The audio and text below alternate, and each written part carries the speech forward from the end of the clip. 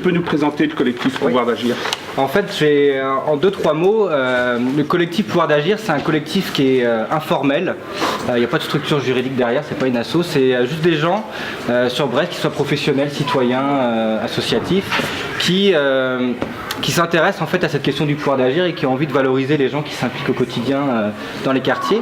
Et d'où est né un peu ce collectif, c'est qu'il y a eu un projet qui est né il y a un peu plus d'1 an d'organiser une grande conférence citoyenne au Macorlan. Donc c'était en mars 2015, la conférence du pouvoir d'agir qui a été impulsée par la ville de Brest en partenariat avec une association nationale qui s'appelle l'association du pouvoir d'agir.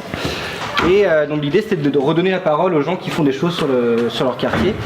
Et donc c'est un peu de là que sont nées les tables citoyennes. Je vous présente Maria, mais je crois que tout le monde vous connaît ici, non? Bon. Bonjour, je fais partie du membre du comité de pilotage de Péronvien. Alors nous sommes heureux d'accueillir la table citoyenne ici, ce soir. Alors l'association Couleur Quartier facilite un accueil pour les habitants, une lutte contre les discriminations par la mixité, la coéducation pour une cohésion éducative et citoyenne, maintenir le lien entre les générations. Et ceci, c'est notre projet de centre pour cette année. D'ailleurs, Céline, veux-tu te présenter? Oui. Elle veut répondre, tu m'as pas dit non. Bonsoir, je suis Céline donc. Je vais prendre quelques secondes parce que quand on apprend à pratiquer la communication non violente, on apprend dans un premier temps à observer ce qui se passe en nous. Voilà, donc je vais vous dire que je suis ravie d'être là ce soir. Je me sens un peu intimidée évidemment. Et en même temps très heureuse d'être en connexion avec des personnes qui partagent, je l'espère, mes valeurs. Voilà. Pour me présenter, voilà, j'ai envie de dire que je suis une citoyenne très concernée par la société dans laquelle elle vit, que j'ai toujours trouvée beaucoup trop violente à mon goût. Je suis enseignante donc, parce que c'est le métier que j'ai choisi dans un premier temps pour avoir un mode d'action sur la société. Je suis enseignante, je suis mère de 2 enfants, ce qui m'a apporté beaucoup de choses de devenir mère. Et puis très récemment, voilà, j'ai rejoint le collectif pour une transition citoyenne à Brest parce que j'ai décidé d'avoir une action politique et que c'était celle-ci qui me semblait la plus efficace. Alors donc, je vais te poser une autre question si tu veux bien. Oui. Tu es donc enseignante à l'école Freinet. Qu'est-ce que ce type de communication apporte à tes élèves? Donc qu'est-ce que ça apporte aux enfants? Ils s'en sont emparés de manière très naturelle et très rapide parce que les enfants sentent ce qui est juste et ce qui est bon pour eux. Ils ont senti aussi, ils reconnaissent quand les adultes sont respectueux et qu'ils sont juste bien positionnés par rapport à eux dans leur manière de s'exprimer.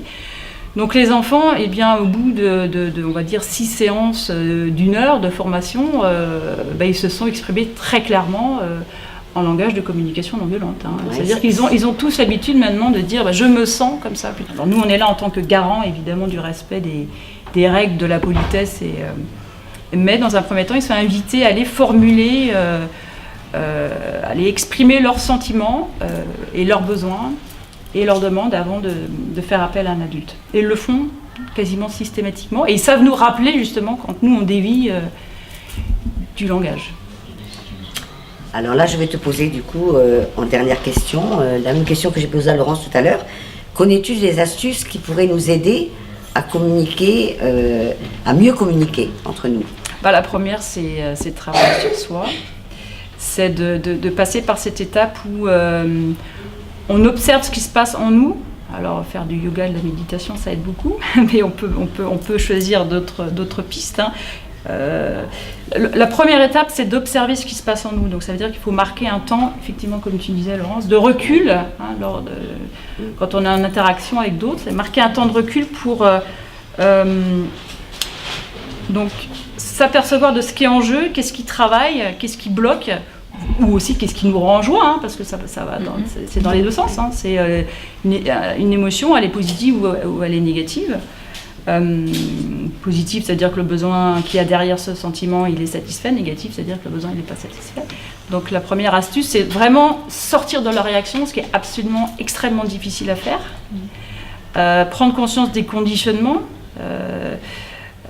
qui sont automatiques chez nous, parce qu'on nous apprend qu'il faut réagir avec force et fracas, qu'il ne faut pas se laisser marcher sur les pieds, qu'il faut être à la violence, répondre à la violence. C'est un petit peu ça, comme ça qu'on est éduqué. Donc il faut prendre conscience de nos conditionnements et avoir un réel désir d'en sortir, parce que c'est très facile de céder à nouveau à nos impulsions. Donc voilà, sortir de la réaction, observer ce qui se passe à l'intérieur de nous, et puis sortir vraiment, et ça c'est une autre chose qui n'est pas facile à faire, sortir de la notion que c'est l'autre qui nous énerve, ou l'autre qui nous met en colère, ou l'autre qui provoque une injustice. L'autre vient stimuler des émotions qui nous appartiennent. Et quand on en prend conscience et quand on travaille sur nos émotions, eh bien, on vit nettement plus en paix. Eh ben, je crois que là, tout est dit. À moins que tu aies quelque chose à rajouter. Bravo. Vous allez manger là bientôt. Et donc ce repas a été préparé d'une certaine façon. On a procédé à 3 étapes.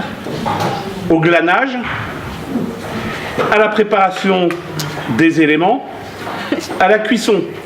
Tout ça après avoir défini une idée conductrice que nous avons appelée jazz.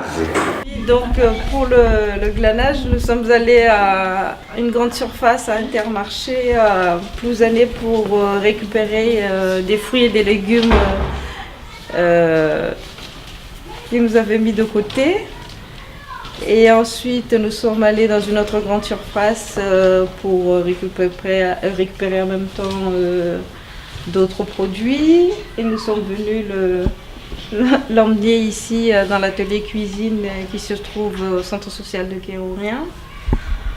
Et nous avons commencé à préparer donc dans l'après-midi déjà à nettoyer les légumes, à les découper, à faire ce qu'on pouvait faire dans l'après-midi. Nous sommes retournés ce matin pour continuer à préparer, pour faire le maximum de plats que vous allez goûter tout à l'heure.